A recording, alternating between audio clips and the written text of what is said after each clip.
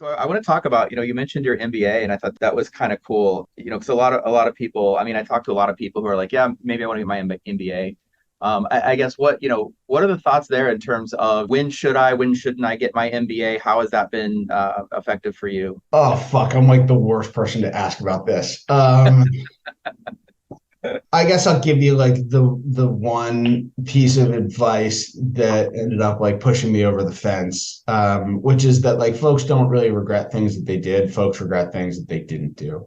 Yeah. And I was about like 7 years into my career and thinking about like whether or not I wanted to get any kind of graduate degree or whether or not I wanted to do it like full time or part time, and just thinking, look, like soon I'm going to be 30, or I'm going to be like over 30, and I'm not going to want to take, like a year or two out of my life to drop out of the workforce and like do anything. But like just having that opportunity, like in abstract of like anything specific that you learn, having that opportunity to kind of like take a step back and take inventory of like what you've done and where you want to go. And also just kind of like chill out a little bit and, like change your network and like make, friends is something with a lot of kind of like qualitative or affective value. And it was just kind of like a bit of a now or never moment. What I would say, frankly, as it relates to getting an MBA specifically, is if you're not going to like a top 25 school. I mean, a lot of folks would even say like top 15 or top 10 or maybe top seven, top three, like whatever.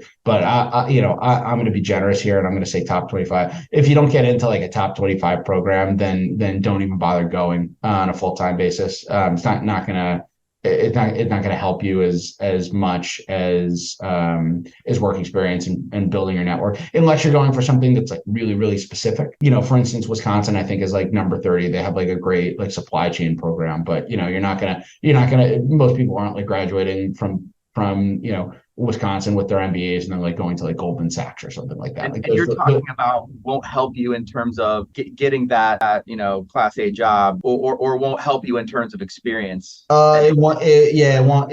That's a great clarification. It won't help you in terms of like getting that Class A job, which coming out of business school ends up being pretty important. I mean, I guess it's kind of like a first job anywhere, which is like your first job is just kind of like your first job, and assume you only be there for 18 to 24 months and blah blah blah. But like an MBA is really really expensive, and so that's the flip side, right? It's like, well, when shouldn't you do an MBA? If you are not interested in like one of the small and like the relatively like small set of like career paths that an MBA is really going to like amplify or accelerate, which are like generally in and around corporate functions, like finance or marketing or consulting, or now more and more like technology, product management, brand management, and stuff like that. Probably nobody's going to care. I was hanging out with somebody that was the head of buying for she's the head of beauty merchandising for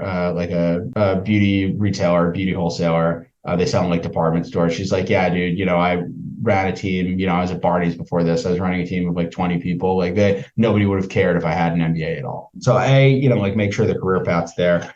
B, it's something that you're better off doing earlier in your career than you are doing later in your career, because the business case to do it just becomes kind of like crappier and crappier as you make more and more money. You'll just get that like bigger lift or that like larger like perceived boost in ROI if you do it earlier.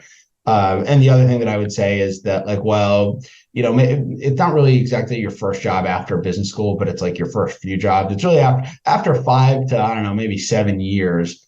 Folks care a lot less about like where you went to school than like what you've been doing recently. So you kind of have it's almost kind of like pouring like rocket fuel in your career for a little bit, but like after the fuel's out, and then you're just coasting. So like make sure to kind of use the rocket fuel at a time when you can, like see that like big upward trajectory. You're going to be much more likely to do that after you've actually been out working for 5 to 7 years than you would if you wanted to go and like get an MBA year or two after school, or if you want like directly after school. I definitely would not advise that. I've seen folks that go and get an MBA, specifically an MBA, immediately after their undergraduate programs, have outcomes that are like pretty much no better than folks that just had an undergrad. If you really want to, I mean, my email is or the real Evan Wallach at gmail.com. If you really want to talk about an MBA, you just shoot me an email.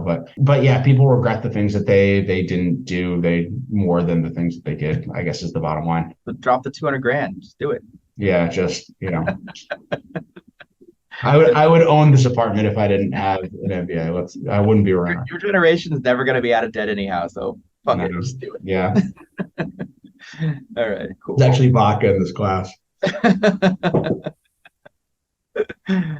All right, cool.